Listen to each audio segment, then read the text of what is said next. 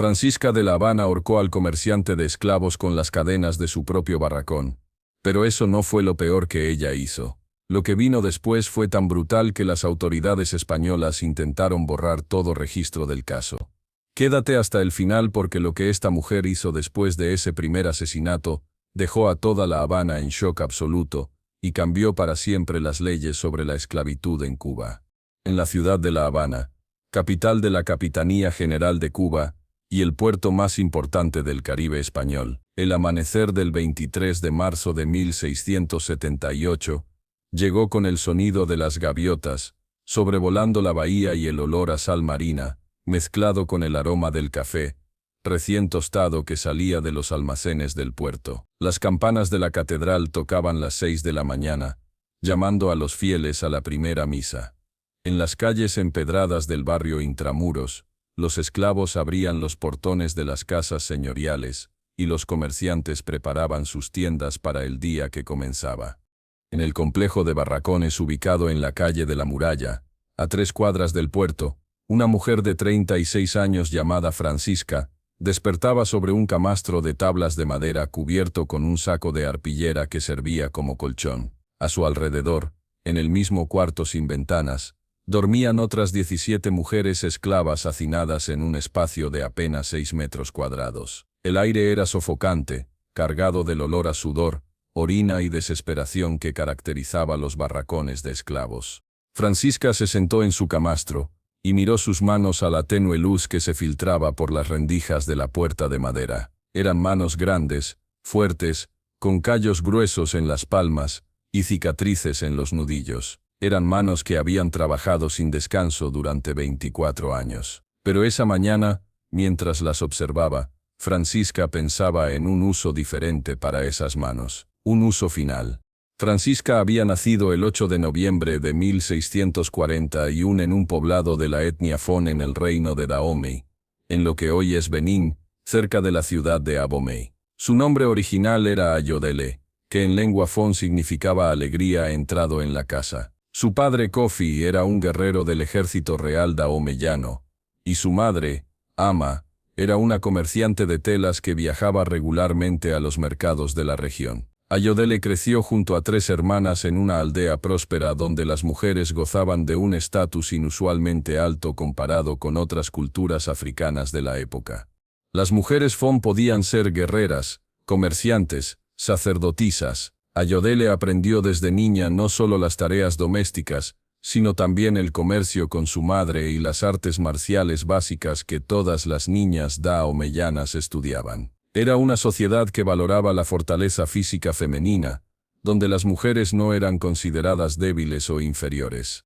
Su vida cambió brutalmente en enero de 1654, cuando tenía 12 años. Una disputa territorial entre el reino de Dahomey y el reino vecino de Oyo escaló a una guerra abierta. El ejército de Oyo, superior en números y armamento gracias a sus aliados portugueses, invadió territorio dahomeyano. La aldea de Ayodele fue atacada durante la noche. Ayodele vio cómo mataban a su padre en combate defendiendo la aldea. Su madre fue capturada junto con ella y sus 3 hermanas. Las mujeres capturadas en estas guerras tribales tenían 2 destinos posibles: ser integradas como esposas en las familias del reino conquistador, o ser vendidas a los traficantes europeos como esclavas. La familia de Ayodele fue vendida. Los encadenaron por el cuello y los obligaron a caminar durante 19 días hasta llegar al puerto de Huidá en la costa atlántica. Allí, en los barracones construidos por los traficantes portugueses, Ayodele fue separada de su madre y hermanas. Nunca volvió a verlas. Fue marcada con un hierro candente en el hombro derecho con las iniciales de la Compañía Real Africana Inglesa. Durante 7 semanas permaneció encerrada en aquellos barracones, donde el hambre, las enfermedades y la violencia mataban a varios cautivos cada día. Los traficantes europeos golpeaban, violaban y aterrorizaban sistemáticamente a los cautivos para quebrar su voluntad antes de embarcarlos. El 5 de abril de 1654, Ayodele fue embarcada en el navío negrero inglés Royal Adventure, junto con otros 463 africanos. El viaje a través del Atlántico duró 3 meses y medio. Hacinados en las bodegas del barco, encadenados de pies y manos, respirando aire viciado, alimentándose de papilla aguada y pedazos de casabe mohoso. Los cautivos morían a razón de 4 o 5 por día. Sus cuerpos eran arrojados al océano. Ayodele sobrevivió desarrollando una capacidad de disociación mental. Mientras su cuerpo sufría el horror físico del viaje, su mente se refugiaba en recuerdos de su hogar, en las canciones que su madre le cantaba, en las historias de las guerreras amazonas de Dahomey, que luchaban junto a los hombres en el ejército real. Cuando el Royal Adventure atracó en el puerto de La Habana el 20 de julio de 1654, quedaban vivos solo 297 esclavos. Ayodele tenía entonces 12 años, pesaba apenas 30 kilos, estaba demacrada por el hambre y enferma de disentería, pero viva.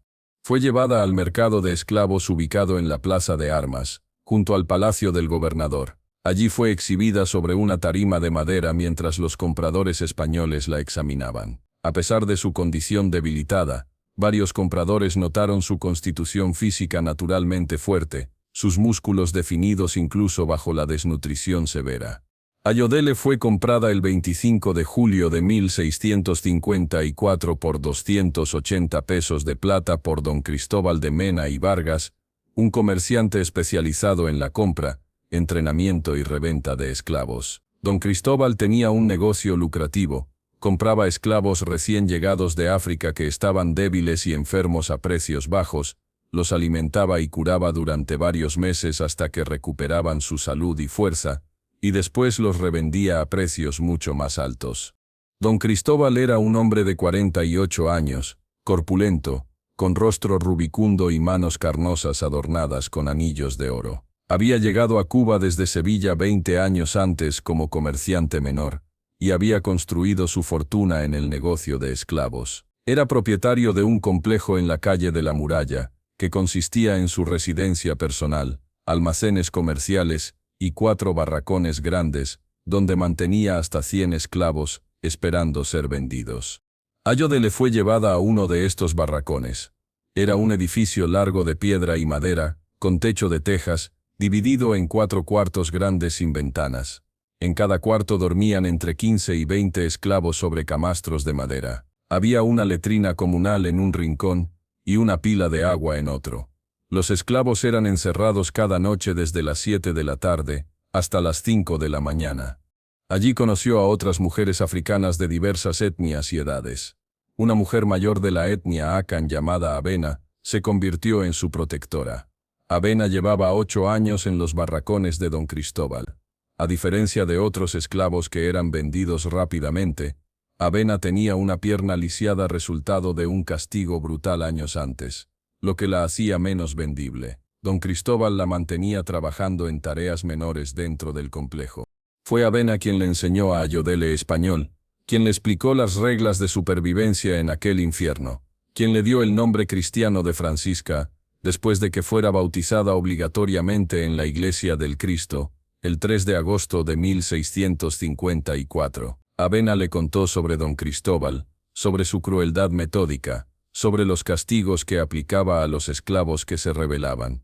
Los esclavos en los barracones de don Cristóbal trabajaban de sol a sol. Los hombres cargaban mercancías en el puerto, construían y reparaban edificios, trabajaban en los almacenes. Las mujeres lavaban ropa, cocinaban, limpiaban y realizaban otras tareas domésticas. Todos eran alimentados con lo mínimo necesario para mantenerlos vivos y trabajando: un plato de maíz hervido por la mañana, un plato de frijoles con casabe al mediodía, y a veces un pedazo de pescado salado por la noche. Francisca fue asignada a lavar ropa en las pilas comunales ubicadas en el patio del complejo. Se levantaba a las 5 de la mañana, trabajaba hasta las 7 de la noche con un breve descanso al mediodía. Sus manos, que nunca habían hecho trabajo manual pesado en su vida anterior como hija de comerciante, se llenaron rápidamente de ampollas que reventaban y se infectaban. Don Cristóbal supervisaba personalmente su negocio. Recorría los barracones cada mañana inspeccionando a los esclavos, verificando que estuvieran trabajando, identificando a los que estaban enfermos o débiles. Castigaba cualquier desobediencia o falta percibida con azotes públicos en el patio. Los esclavos eran atados a un poste de madera y azotados con un látigo de cuero trenzado, mientras los demás eran obligados a observar. Durante los primeros meses, Francisca fue azotada 3 veces, una por trabajar demasiado lento según el capataz mestizo que supervisaba el lavado, otra por supuestamente robar un pedazo extra de pan, y la tercera por mirar directamente a don Cristóbal a los ojos cuando él le dirigía la palabra, algo considerado una muestra intolerable de insolencia. Cada azote dejaba cicatrices en su espalda, pero también endurecía algo dentro de ella. Francisca aprendió rápidamente las reglas, no escritas de sobrevivencia: nunca mirar a los amos a los ojos, nunca hablar a menos que se te pregunte directamente, nunca mostrar emoción alguna, moverse rápidamente pero no correr, trabajar constantemente, pero no parecer demasiado capaz, porque entonces te asignarían más trabajo. En marzo de 1655, cuando Francisca tenía 13 años y había estado en los barracones durante 8 meses, fue vendida por primera vez. Un hacendado de la región de Matanzas llamado don Pedro de Guzmán la compró junto con otros 6 esclavos por 500 pesos. Francisca fue llevada a una plantación de caña de azúcar a 80 kilómetros al este de La Habana. La plantación era un infierno diferente. Los esclavos trabajaban 18 horas diarias cortando caña bajo el sol abrasador. El trabajo era tan brutal que la expectativa de vida promedio de un esclavo en las plantaciones de caña era de solo 7 años. Muchos morían de agotamiento, insolación, accidentes con las herramientas afiladas o enfermedades tropicales. Francisca trabajó en aquella plantación durante 2 años. Vio morir a docenas de esclavos. Vio cómo los capataces los azotaban hasta la muerte por no trabajar lo suficientemente rápido. Vio cómo separaban a las madres de sus hijos para venderlos. Vio la desesperación absoluta que llevaba a algunos esclavos a suicidarse colgándose de los árboles o ahogándose en los pozos. Pero Francisca sobrevivió. Sobrevivió porque era físicamente fuerte, porque había heredado la constitución robusta de su padre guerrero. Sobrevivió porque desarrolló una resistencia mental que le permitía disociarse del sufrimiento inmediato. Y sobrevivió porque en lo más profundo de su ser, mantenía viva una llama de ira que crecía día a día. En mayo de 1657, don Pedro de Guzmán murió de fiebre amarilla. Su viuda, sin interés en administrar la plantación, decidió liquidar las propiedades y regresar a España. Todos los esclavos fueron vendidos. Francisca, que ahora tenía 15 años y se había desarrollado hasta convertirse en una mujer de constitución impresionante con músculos definidos por el trabajo brutal, fue comprada nuevamente por don Cristóbal de Mena. El comerciante la reconoció cuando fue llevada al mercado de esclavos. «Ah, la pequeña Fon», dijo con una sonrisa. «Has crecido bien, eres fuerte, vales mucho más ahora». La compró por 600 pesos y la llevó de regreso a sus barracones en La Habana. Francisca regresó al mismo barracón donde había estado 3 años antes. Avena todavía estaba allí, ahora con 62 años, todavía con su pierna lisiada, todavía sobreviviendo. Avena abrazó a Francisca llorando de alegría al verla viva. La mayoría de los esclavos que salían hacia las plantaciones nunca regresaban. Durante los siguientes años, Francisca fue comprada y vendida 6 veces más. Trabajó en plantaciones de tabaco, en ingenios azucareros, en casas de familias ricas como sirvienta doméstica. Pero don Cristóbal siempre terminaba comprándola de regreso. Había descubierto que Francisca era una inversión lucrativa, era fuerte, saludable, trabajadora, y no causaba problemas. Podía comprarla cuando estaba barata y revenderla cuando los precios subían. Para 1665, cuando Francisca tenía 24 años, había pasado por los barracones de don Cristóbal 4 veces diferentes. Cada vez regresaba un poco más endurecida, un poco más cerrada emocionalmente, un poco más muerta por dentro. Fue durante su 4ª estadía en los barracones, cuando conoció a un esclavo llamado Tomás. Era un hombre de 28 años de la etnia Ashanti que trabajaba como carpintero en los talleres de don Cristóbal. Tomás había nacido libre en Ghana, había sido capturado a los 18 años mientras pescaba en la costa, y había pasado los últimos 10 años moviéndose entre diferentes amos en Cuba.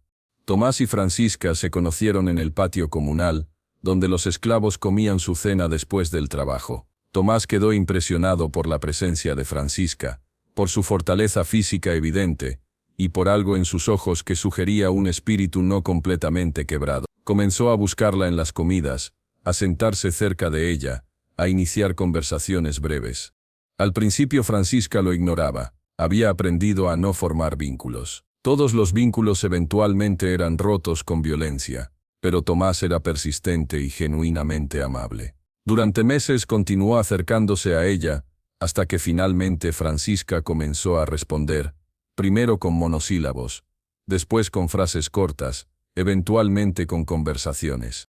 Hablaban en las noches después de las comidas, en los breves momentos de descanso, en los domingos cuando los esclavos tenían unas pocas horas libres después de misa. Tomás le contaba sobre Ghana, sobre el océano donde pescaba, sobre su familia que probablemente lo creía muerto. Francisca le contaba sobre Dahomey, sobre las guerreras amazona, sobre su madre comerciante que viajaba sin miedo por caminos peligrosos.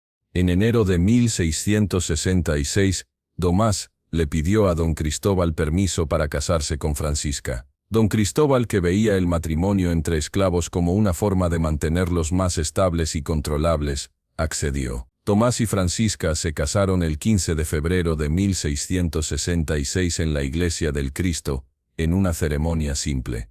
No tuvieron luna de miel ni celebración. La noche de su boda durmieron juntos por primera vez en el barracón, en el mismo camastro estrecho, rodeados de otros 17 esclavos. Pero por primera vez en 12 años, Francisca sintió algo parecido a la esperanza. En octubre de 1666, Francisca descubrió que estaba embarazada. La noticia le produjo terror. Había visto demasiadas veces lo que le sucedía a los hijos de esclavos: nacían en cadenas, eran separados de sus madres a los pocos años, eran vendidos como mercancía. No quería traer un hijo a ese mundo de horror. Pero Tomás la convenció. Le dijo que cada vida era una forma de resistencia, que cada niño africano nacido era una afirmación de que no habían sido completamente destruidos. Francisca aceptó continuar el embarazo, aunque el miedo nunca la abandonó. El bebé, un niño, nació el 15 de junio de 1667. Francisca lo llamó Kofi en honor a su padre guerrero, aunque fue bautizado como José. Era un bebé hermoso y fuerte que lloraba con vigor y se aferraba al pecho de su madre con manos sorprendentemente fuertes. Durante los primeros meses, Francisca amamantaba a Kofi mientras trabajaba. Lo llevaba atado a su espalda con un pedazo de tela mientras lavaba ropa en las pilas. Cuando lloraba de hambre, se detenía brevemente para amamantarlo, y después continuaba trabajando. Don Cristóbal permitía que las madres esclavas mantuvieran a sus bebés durante los primeros 3 años de vida. Después de eso, los niños eran separados de sus madres y asignados a tareas menores apropiadas para su edad. Para cuando cumplían 7 años, eran vendidos como esclavos individuales. Francisca sabía esto. Sabía que solo tenía 3 años con su hijo antes de que se lo arrebataran. Decidió aprovechar cada momento. Amamantó a Kofi hasta que tuvo 2 años y medio. Le cantaba canciones en fon que recordaba de su infancia. Le contaba historias sobre su abuelo el guerrero y su abuela la comerciante. Quería que supiera, aunque fuera vagamente, que venía de un pueblo de personas fuertes y libres. Tomás adoraba a su hijo. En los breves momentos que tenía libre, tallaba pequeños juguetes de madera para Kofi, figuritas de animales, un caballo, un barco. Kofi crecía rodeado del amor de sus padres, a pesar de las circunstancias terribles. En julio de 1669, cuando Tomás tenía 32 años, fue vendido a un comerciante de Matanzas. Don Cristóbal había recibido una oferta muy generosa y decidió aceptarla. Tomás suplicó que no lo separaran de su familia, ofreció trabajar el doble, pero don Cristóbal se negó. El negocio era el negocio. El día que se llevaron a Tomás, el 22 de julio de 1669, Francisca lo vio alejarse encadenado junto con otros esclavos en una carreta. Kofi, que tenía 2 años, lloraba llamando a su padre sin comprender por qué no regresaba. Tomás se volvió para mirarlos hasta que la carreta dio vuelta en una esquina y desapareció. Esa noche Francisca abrazó a Kofi y decidió que no importaba lo que sucediera, protegería a su hijo. De alguna manera encontraría la forma de mantenerlo a salvo. Durante el siguiente año, Francisca trabajó con una intensidad obsesiva. Aceptaba tareas extra, trabajaba más horas, hacía todo lo posible para hacerse indispensable para don Cristóbal. Su plan era simple: si era lo suficientemente valiosa, quizás el comerciante decidiría no vender a Coffee, manteniéndolo como inversión para el futuro. Pero el 15 de junio de 1670, cuando Coffee cumplió 3 años, don Cristóbal anunció que sería separado de su madre. Iba a ser entrenado para trabajos menores bajo la supervisión de otros esclavos. Francisca suplicó, lloró, se arrodilló ante don Cristóbal. Todo fue inútil. Coffee fue llevado a un barracón diferente donde dormían los niños esclavos. Tenía permitido ver a su madre solo los domingos durante 1 hora. Coffee no entendía por qué había sido separado de su madre. Lloraba cada noche pidiendo verla. Francisca podía escuchar sus llantos desde su propio barracón, y el sonido la destrozaba. En marzo de 1673, un comerciante de Jamaica visitó los barracones de don Cristóbal, buscando comprar esclavos jóvenes para una plantación de café. Coffee, que ahora tenía casi 6 años, era exactamente lo que buscaba: un niño fuerte, saludable, lo suficientemente joven para ser entrenado. El comerciante ofreció 300 pesos por Coffee. Don Cristóbal aceptó inmediatamente. Cuando Francisca se enteró, corrió hacia don Cristóbal suplicando que no vendiera a su hijo. Don Cristóbal la hizo azotar por desobediencia. El día que se llevaron a Coffee, el 23 de marzo de 1673, Francisca intentó aferrarse a él, pero los guardias la golpearon y la arrastraron de regreso al barracón. Coffee gritaba llamando a su madre mientras lo cargaban hacia el puerto. Tenía 5 años y 9 meses. Francisca fue encerrada en el barracón durante 3 días como castigo por su comportamiento. Cuando finalmente la dejaron salir, algo fundamental había cambiado en ella. Ya no lloraba, ya no suplicaba, solo había un silencio aterrador en sus ojos. Durante los siguientes meses, Francisca intentó obtener información sobre Coffee. Preguntó discretamente a marineros que viajaban a Jamaica, a comerciantes que tenían contactos allí. Nadie sabía nada específico sobre un niño esclavo individual. Miles de niños eran vendidos cada año. Eran invisibles, intercambiables, sin importancia.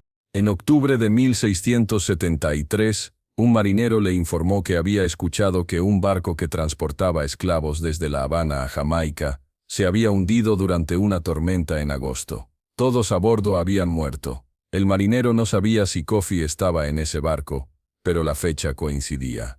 Francisca nunca supo con certeza si su hijo había muerto en ese naufragio, o si había llegado a Jamaica y vivido, o muerto, allí. La incertidumbre era de alguna manera peor que la certeza. Pasaba las noches imaginando diferentes escenarios: Coffee ahogándose aterrorizado mientras el barco se hundía, Coffee trabajando hasta morir en una plantación, Coffee creciendo sin recordar a sus padres.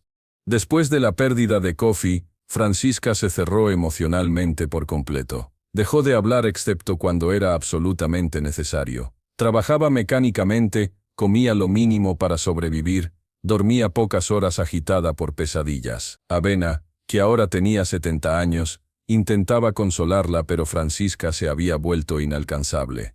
Los años pasaban en una monotonía gris. Francisca era comprada y vendida 2 veces más, siempre regresando eventualmente a los barracones de don Cristóbal. Para 1677, cuando tenía 36 años, había pasado 23 años en esclavitud. Su cuerpo, aunque todavía fuerte, mostraba los efectos del trabajo brutal: cicatrices en la espalda por los azotes, callos permanentes en las manos, dolor crónico en las articulaciones. Pero más que el deterioro físico, era el deterioro espiritual lo que la había transformado. La Ayodele alegre de su infancia en Dahomey había muerto hacía décadas. La Francisca que quedaba era una cáscara vacía, funcionando automáticamente, esperando simplemente que la muerte llegara y terminara su sufrimiento.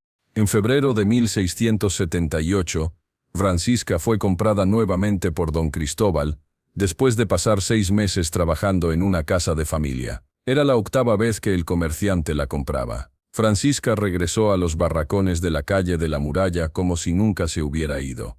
Avena había muerto durante su ausencia. Tenía 72 años y había fallecido en su sueño, una muerte misericordiosa, comparada con el destino de la mayoría de los esclavos. Francisca sintió la pérdida profundamente. Avena había sido la única conexión que le quedaba con sus primeros días en Cuba, la única persona que había sido constante en su vida.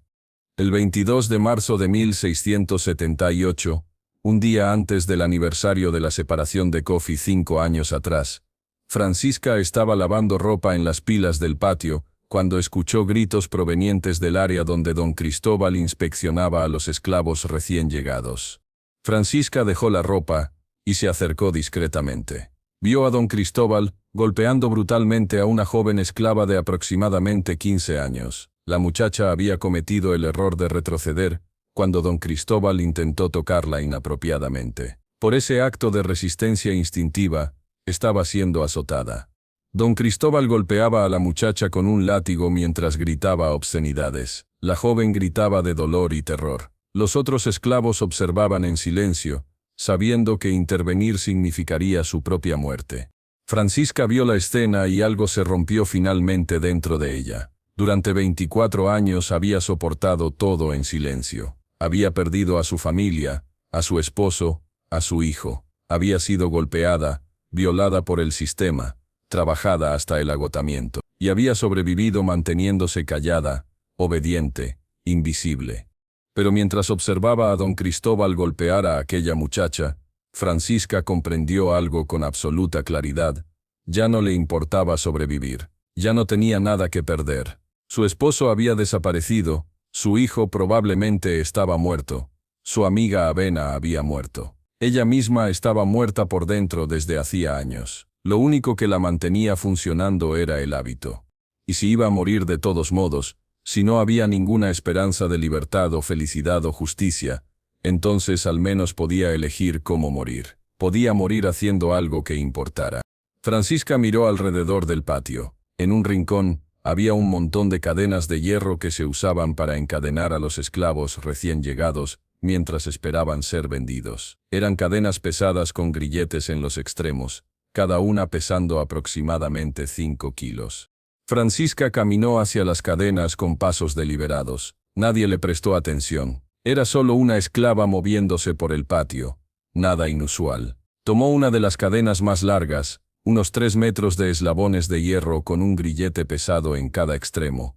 Don Cristóbal estaba de espaldas a ella, todavía concentrado en azotar a la joven. Los otros guardias estaban dispersos por el patio, ninguno mirando directamente en su dirección. Los esclavos observaban a don Cristóbal, no a Francisca. Francisca envolvió los 2 extremos de la cadena alrededor de sus manos, dejando aproximadamente 1,5 metros de cadena colgando entre ellas. Caminó silenciosamente hacia don Cristóbal. Sus pies descalzos no hacían ruido sobre las piedras del patio. Cuando estuvo a 1 metro de distancia, don Cristóbal finalmente sintió una presencia detrás de él. Comenzó a voltearse, su rostro mostrando irritación ante la interrupción. Pero antes de que pudiera completar el movimiento, Francisca saltó sobre su espalda. Pasó la cadena alrededor del cuello de don Cristóbal y tiró con toda su fuerza. Los 24 años de trabajo brutal, el desarrollo muscular resultado de cargar, levantar, jalar, todo convergió en aquel momento. Francisca era extraordinariamente fuerte. Don Cristóbal dejó caer el látigo y llevó sus manos al cuello intentando aflojar la cadena. Pero Francisca había envuelto la cadena 2 veces y tiraba con una fuerza que él no podía igualar. Cayeron al suelo con Francisca sobre su espalda, la cadena apretándose cada vez más alrededor de su garganta. Don Cristóbal intentaba gritar pero solo emitía sonidos ahogados. Sus piernas pateaban desesperadamente. Su rostro se ponía rojo, después morado. Los guardias finalmente reaccionaron y corrieron hacia ellos. Pero Francisca no soltaba. Siguió tirando de la cadena con todas sus fuerzas. Los guardias intentaron separarla golpeándola con garrotes. Le rompieron costillas, le fracturaron el brazo izquierdo, le abrieron la cabeza. Pero Francisca no soltaba. Había decidido que iba a matar a don Cristóbal, incluso si eso significaba que la mataran en el proceso. Don Cristóbal dejó de moverse. Su rostro estaba completamente morado, sus ojos abiertos pero sin vida, la lengua colgando de su boca. Había muerto estrangulado. Solo entonces Francisca soltó la cadena. Los guardias la arrastraron lejos del cadáver y la golpearon hasta dejarla inconsciente. Cuando Francisca despertó, estaba en una celda oscura en el calabozo del castillo de la Real Fuerza. Le dolía todo el cuerpo. Tenía varias costillas rotas, el brazo izquierdo quebrado, cortes profundos en la cabeza, y apenas podía respirar. Pero estaba viva, y don Cristóbal estaba muerto. Por primera vez en 24 años, Francisca sintió algo parecido a la satisfacción. El caso causó conmoción en La Habana. Un comerciante prominente asesinado por su propia esclava en medio del día, frente a docenas de testigos. Era impensable, aterrador para toda la clase propietaria de esclavos. Las autoridades querían hacer un ejemplo de Francisca. El gobernador de Cuba, don Francisco Rodríguez de Ledesma, ordenó que fuera ejecutada públicamente de la manera más brutal posible para aterrorizar a cualquier otro esclavo que pudiera considerar la rebelión. Pero antes de la ejecución, Francisca fue interrogada. Las autoridades querían saber si había sido parte de una conspiración más amplia, si otros esclavos habían planeado con ella el asesinato. Francisca fue torturada repetidamente. El potro, la garrucha, el agua, pero no había conspiración que confesar. Había actuado sola, impulsivamente. Durante los interrogatorios, cuando le preguntaban por qué había matado a don Cristóbal, Francisca respondía con la misma frase una y otra vez: porque pude. No ofrecía justificaciones, no suplicaba perdón, no mostraba arrepentimiento.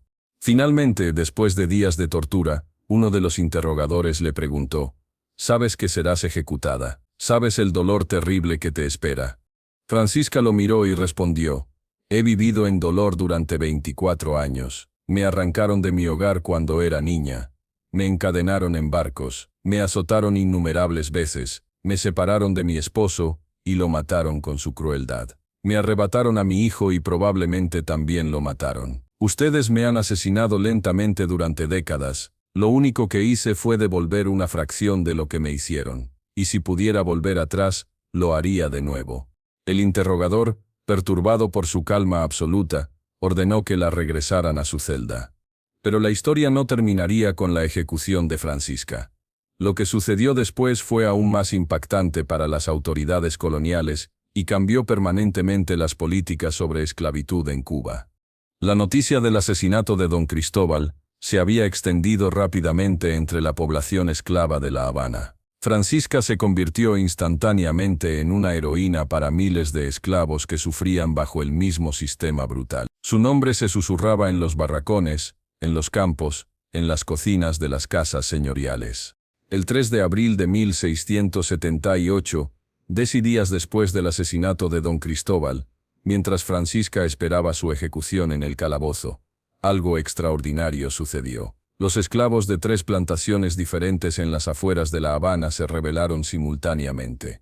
Más de 200 esclavos se levantaron en armas, mataron a sus capataces, quemaron las casas de sus amos y huyeron hacia las montañas del interior donde existían comunidades de cimarrones.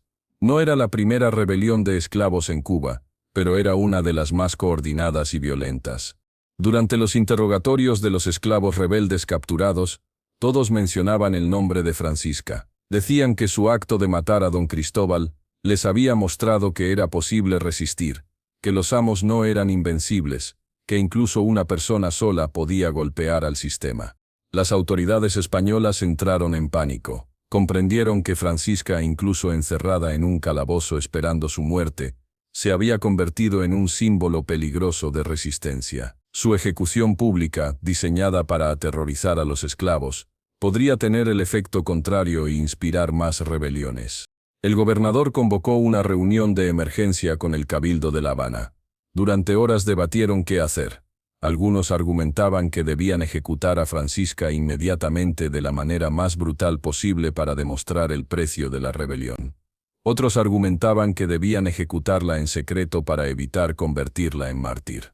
Finalmente decidieron un curso intermedio. Francisca sería ejecutada públicamente como estaba planeado, pero después de su muerte implementarían reformas en el tratamiento de esclavos diseñadas para reducir las tensiones y prevenir futuras rebeliones. Era una admisión tácita de que el sistema había sido demasiado brutal incluso para sus propios estándares. El 15 de abril de 1678, 3 semanas después de matar a don Cristóbal, Francisca fue llevada a la Plaza de Armas de La Habana. Miles de personas se habían congregado para presenciar la ejecución, españoles, criollos, mestizos, libertos y esclavos obligados a asistir. Francisca fue llevada al centro de la plaza donde habían construido una plataforma de madera. Su cuerpo mostraba los efectos de la tortura. Caminaba con dificultad. Tenía el brazo izquierdo en cabestrillo, heridas visibles en su rostro y brazos, pero mantenía la cabeza erguida. El verdugo leyó la sentencia en voz alta. Muerte por garrote vil por el crimen de asesinato de su amo. Era el mismo método que había sido usado para ejecutar a Catalina de Panamá 24 años antes. Un sacerdote se acercó a Francisca ofreciéndole los últimos sacramentos. Francisca lo miró y dijo en voz lo suficientemente alta para que muchos en la multitud pudieran escuchar. Su Dios bendice un sistema donde los seres humanos son propiedad de otros seres humanos. No quiero nada de ese Dios. El sacerdote se persignó horrorizado y se alejó. Francisca fue sentada en la silla del garrote. El collar de hierro fue colocado alrededor de su cuello. Pero antes de que el verdugo comenzara a apretar el tornillo, Francisca habló de nuevo. Esta vez gritó en fon, su lengua materna que no había hablado en 24 años. Las palabras fluyeron de ella como un río largo contenido finalmente liberado. Nadie en la plaza excepto unos pocos esclavos fon entendía lo que decía, pero la emoción en sus palabras era clara. Francisca estaba maldiciendo a sus opresores, invocando a sus ancestros, afirmando su humanidad en el idioma de su pueblo. Después de terminar su declaración en fon, Francisca volvió al español y gritó una última frase que resonó por toda la plaza. Maten mi cuerpo, pero no pueden matar lo que represento. Soy la ira de todos los que han sufrido. Soy la justicia que ustedes niegan. Y cuando yo muera, 100 más tomarán mi lugar. El verdugo comenzó a apretar el tornillo. El collar se cerró alrededor del cuello de Francisca. Ella no cerró los ojos, mantuvo la mirada fija en el horizonte, más allá de la multitud, como si estuviera viendo algo que los demás no podían ver. Sus últimos pensamientos fueron para su madre Ama, para su padre Kofi, para su esposo, Tomás, para su hijo Kofi, para Avena, para todos los que habían muerto en cadenas. Pensó en su aldea en Dahomey, en el olor del humo de las cocinas al atardecer, en el sonido de los tambores durante las ceremonias, en la sensación de libertad que había conocido brevemente antes de que todo fuera arrebatado. Francisca murió a las 10:40 de la mañana del 15 de abril de 1678. Tenía 36 años. Pero lo que las autoridades no anticiparon fue que la ejecución de Francisca no terminó con su influencia. Al contrario, la amplificó. La forma en que había muerto, gritando desafío hasta el último momento, negándose a arrepentirse o suplicar, afirmando su dignidad humana incluso en la silla del garrote, se convirtió en leyenda. La historia se extendió no solo por Cuba, sino por todo el Caribe. Se contaba en los barracones de Jamaica, en las plantaciones de Santo Domingo, en los puertos de Cartagena y Veracruz. Francisca de La Habana, la mujer que había ahorcado al comerciante de esclavos con las cadenas de su propio barracón. Y lo que vino después de su muerte fue igualmente significativo. Las autoridades españolas, alarmadas por las rebeliones que su caso había inspirado, implementaron las primeras regulaciones significativas sobre el tratamiento de esclavos en Cuba. El Código Negro de 1680 Mendo, promulgado 2 años después de la muerte de Francisca, establecía límites, aunque todavía brutales, según estándares modernos, sobre cuánto podían trabajar los esclavos, cuánto debían ser alimentados, y bajo qué circunstancias podían ser castigados. Establecía que las madres no podían ser separadas de sus hijos menores de 3 años, aunque esto era frecuentemente ignorado en la práctica. Estas reformas no terminaron con los horrores de la esclavitud, ni siquiera los redujeron significativamente, pero representaban un reconocimiento oficial de que el sistema había sido tan brutal que estaba generando resistencia insostenible. y ese reconocimiento vino directamente del caso de Francisca. Los historiadores que estudian la resistencia esclava en el Caribe consideran la rebelión de abril de 1678 inspirada por Francisca como un punto de inflexión. Demostró que los actos individuales de resistencia podían catalizar movimientos más amplios, que el sistema de esclavitud, por poderoso que fuera, era vulnerable. Don Cristóbal de Mena había sido uno de los comerciantes de esclavos más exitosos de La Habana. Su muerte causó pánico entre otros comerciantes. Muchos reforzaron la seguridad en sus barracones, aumentaron el número de guardias, implementaron castigos más severos con la esperanza de prevenir incidentes similares. Pero el miedo que Francisca había sembrado en el corazón de los esclavistas nunca desapareció completamente. Cada vez que un amo miraba a sus esclavos, había una duda nueva. ¿Cuál de ellos sería el próximo en resistir? ¿Cuál de ellos había perdido tanto que ya no temía a la muerte? El complejo de barracones de Don Cristóbal en la calle de la Muralla fue heredado por su hijo mayor, quien intentó continuar el negocio, pero nunca pudo replicar el éxito de su padre. Los esclavos en aquellos barracones eran diferentes ahora. Habían visto que era posible golpear a sus opresores. Esa conciencia no podía ser borrada. En 1695, 17 años después de la muerte de Francisca, el complejo fue finalmente cerrado y vendido. El nuevo propietario lo convirtió en almacenes comerciales. Los barracones fueron demolidos, pero entre la población esclava de La Habana, el lugar siguió siendo conocido como los barracones de Francisca. La joven esclava de 15 años a quien Francisca había salvado al matar a Don Cristóbal sobrevivió. Fue vendida a una familia que, comparada con Don Cristóbal, la trataba con relativa decencia. Vivió hasta los 62 años, muriendo en 1725. Antes de morir, contó la historia completa de Francisca a sus nietos, asegurándose de que no fuera olvidada. La historia de Francisca se transmitió oralmente durante generaciones entre las comunidades afrodescendientes de Cuba. Se convirtió en parte del folclore, en símbolo de resistencia. Cuando estalló la primera guerra de independencia cubana en 1868, algunos rebeldes negros invocaban su nombre como inspiración. Los registros oficiales del caso fueron archivados en el Archivo General de Indias en Sevilla. Allí permanecen hasta hoy documentos amarillentos que registran fríamente los hechos, un asesinato, una esclava ejecutada, reformas implementadas. Pero la historia real, la historia humana, es mucho más compleja. Francisca de La Habana no fue una santa ni una heroína perfecta. Mató a un hombre, aunque ese hombre representaba un sistema que la había torturado durante 24 años. Su acto de violencia no puede ser separado del contexto de violencia sistemática en el que vivió toda su vida. Fue capturada a los 12 años, esclavizada, marcada con hierros candentes, azotada repetidamente, separada de su esposo.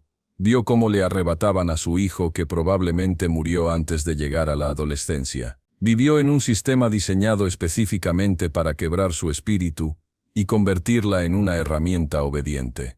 Y después de 24 años, decidió que prefería morir resistiendo que continuar viviendo en sumisión. Esa decisión, ese acto singular de violencia, inspiró a cientos de otros esclavos a rebelarse, y eventualmente forzó cambios en el sistema mismo que la había oprimido. La pregunta que su historia plantea es profunda e incómoda. ¿Cuándo está justificada la violencia contra la opresión? ¿Qué hacemos cuando no existen canales legales o institucionales para obtener justicia? ¿Cómo juzgamos los actos de personas que vivieron bajo condiciones que la mayoría de nosotros no podemos imaginar? Francisca no tenía acceso a tribunales que la protegieran. No podía votar para cambiar las leyes. No podía protestar pacíficamente sin ser ejecutada.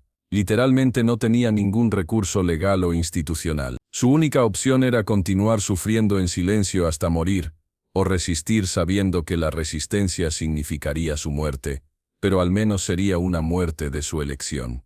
Eligió resistir. Y ese acto de resistencia, aunque la costó su vida, inspiró cambios que salvaron las vidas de otros esclavos después de ella.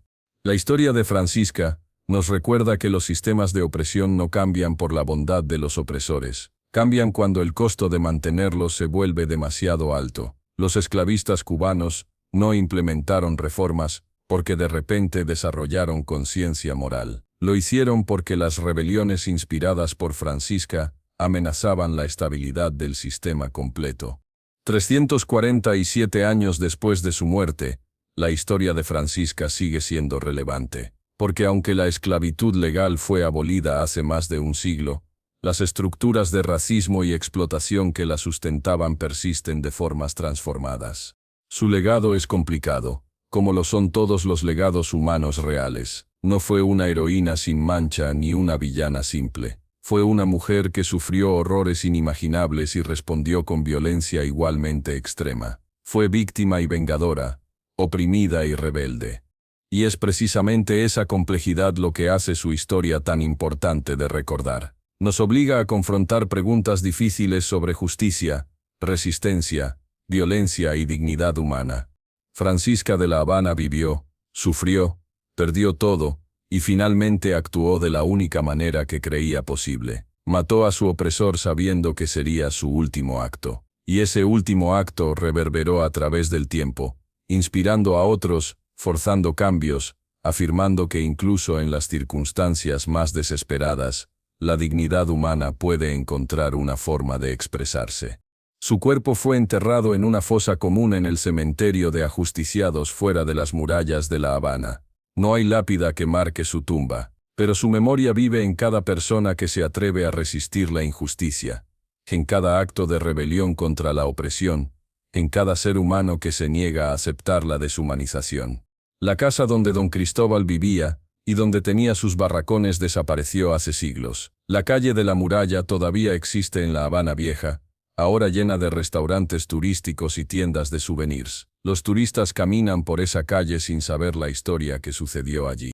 Pero entre los descendientes de africanos en Cuba y en toda la diáspora africana en las Américas, la historia de Francisca se preserva, no en libros de historia oficiales, sino en la memoria colectiva, en las historias que las abuelas cuentan a sus nietos, en las canciones que se cantan en las ceremonias de santería, donde se honra a los ancestros. Francisca de La Habana es uno de esos ancestros, una mujer que fue arrancada de su tierra, esclavizada, torturada sistemáticamente durante décadas, y que finalmente decidió que el precio de su dignidad valía el precio de su vida.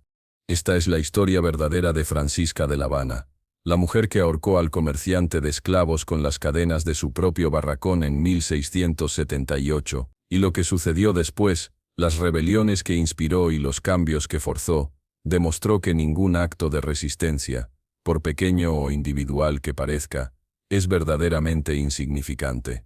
Si esta historia te impactó, compártela. No permitas que historias como esta sean olvidadas.